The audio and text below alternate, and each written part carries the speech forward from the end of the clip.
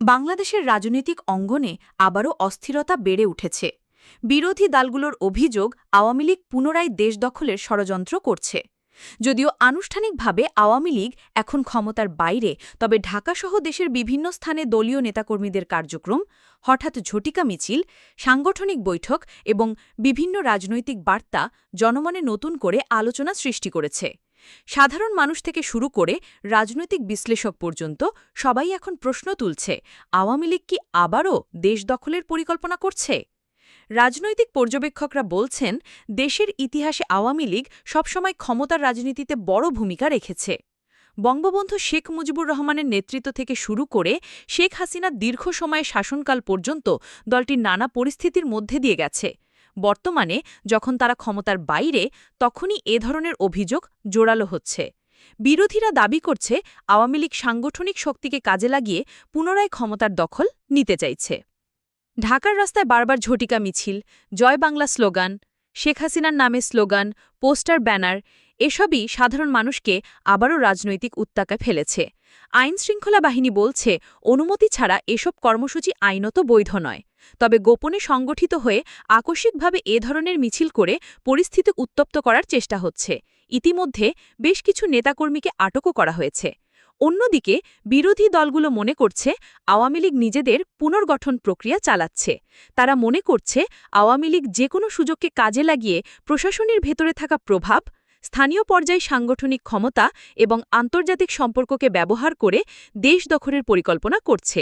BNP, জাতীয় party এবং ইসলামী দলগুলো এসব ঘটনায় গভীর উদ্বেগ প্রকাশ করছে। সাধারণ মানুষের ভেতরও নানা ধরনের মতামত রয়েছে। কেউ করছে, আওয়ামী লীগ আবারও দেশ দখল করলে দেশে গণতন্ত্রের অবস্থা আরও খারাপ হবে। আবার কেউ কেউ মনে করছে, রাজনৈতিক অস্থিরতায় অন্য দলগুলো দুর্বল হয়ে পড়ায় আওয়ামী লীগ সুযোগ নিতে চাইছে। অনেকেই মনে করছেন, এ ধরনের ঘটনা দেশে আইন শৃঙ্খলা পরিস্থিতিকে আরও সংকটময় করবে। রাজনৈতিক বিশ্লেষকদের মতে, দেশ দখল বলতে মূলত ক্ষমতায় ফেরার প্রচেষ্টা এবং সেই প্রচেষ্টায় সব ধরনের কৌশল অবলম্বনকে বোঝানো হচ্ছে। তারা বলছেন, আওয়ামী লীগ এখনও বাংলাদেশের বৃহত্তম রাজনৈতিক শক্তি, তাই তাদের কার্যক্রমকে অবহেলা করা যাবে না। সংগঠনের ভেতরে নতুন নেতৃত্ব তৈরি হচ্ছে। যুব ও ছাত্র সংগঠনগুলো আবারও সক্রিয় হয়ে উঠছে। তারা মনে করছেন, রাজনৈতিক পরিস্থিতি যেভাবে উত্তপ্ত হচ্ছে, তাতে আগামী নির্বাচনে বা কোনো অঘটনের সুযোগে আওয়ামী লীগ হঠাৎ করে ক্ষমতায় ফেরার চেষ্টা করতে পারে। সরকারি দপ্তরগুলো এখন অনেক বেশি সতর্ক অবস্থানে রয়েছে। পুলিশ ও র্যাব ঢাকায় বিশেষ নজরদারি চালাচ্ছে।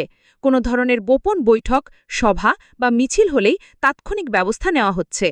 এর ফলে রাজধানীতে আতঙ্ক বিরাজ করছে। বিশেষ করে রাতে বা ছুটির দিনে হঠাৎ মিছিল বের হলে সাধারণ মানুষ ভয়ে রাস্তা এড়িয়ে চলছে। একই সঙ্গে সামাজিক যোগাযোগ মাধ্যমে আওয়ামী লীগকে ঘিরে নানা প্রচারণা চলছে। অনেকে বলছে, দলটি আবারও দেশ দখলের জন্য পরিকল্পিতভাবে আন্দোলন সাজাচ্ছে। ফেসবুক, ইউটিউব, টুইটারে আওয়ামী লীগপন্থী ও বিরোধী কর্মীদের মধ্যে তর্ক-বিতর্ক বেড়েই চলছে। এতে দেশের রাজনৈতিক সংস্কৃতি আরও বিভক্ত হয়ে পড়ছে। অর্থনীতিবিদরা বলছেন, রাজনীতির এই অস্থিতিশীলতা দেশের অর্থনীতিতে নেতিবাচক প্রভাব ফেলছে। বিনিয়োগকারীরা আতঙ্কিত, বাজারে অস্থিরতা বাড়ছে। বিদেশি বিনিয়োগকারীরাও অনিশ্চয়তায় ভুগছে। তাদের মতে, যদি রাজনৈতিক দলগুলো একে অপরের বিরুদ্ধে দেশ দখলের মতো বক্তব্য চালাতে থাকে, তাহলে জনগণের আস্থা আরও কমে যাবে।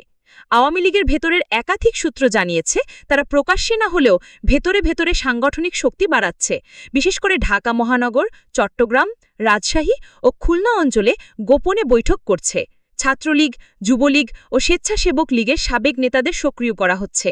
অনেক জায়গায় পুরনো কমিটি পুনর্গঠন করে নতুন করে দলে প্রাণ সঞ্চার করা হচ্ছে। তবে আওয়ামী লীগ প্রকাশ্যে বলছে, তারা জনগণের স্বার্থে কাজ করছে এবং দেশ দখলের কোনো পরিকল্পনা নেই।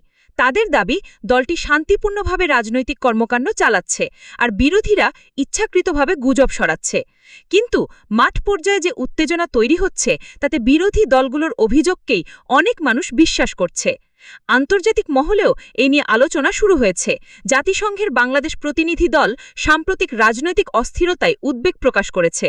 ইউরোপীয় ইউনিয়ন বলেছে, বাংলাদেশে স্থিতিশীলতা বজায় রাখা জরুরি আর সব দলকে শান্তিপূর্ণ রাজনীতিতে অংশ নিতে হবে।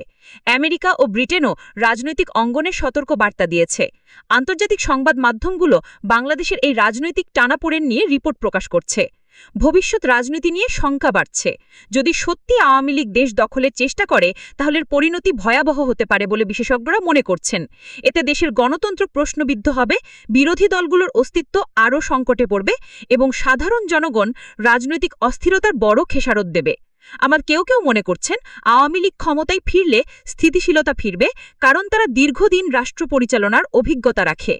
সর্বোপরি বর্তমানে বাংলাদেশ এমন এক রাজনৈতিক সন্ধিক্ষণে রয়েছে যেখানে একদিকে রয়েছে বিরোধী দলগুলোর অভিযোগ, অন্যদিকে আওয়ামী লীগের গোপন সক্রিয়তা।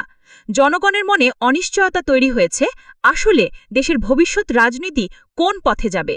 রাজনৈতিক দলগুলো যদি সমঝোতায় না আসে তাহলে অচিরেই বড় ধরনের সংঘর্ষ বা আন্দোলন দেখা দিতে পারে। আর সেই প্রেক্ষাপটে আওয়ামী লীগ দেশ দখলের চেষ্টা করছে, এই অভিযোগেই এখন দেশের রাজনৈতিক আলোচনার কেন্দ্রে অবস্থান করছে।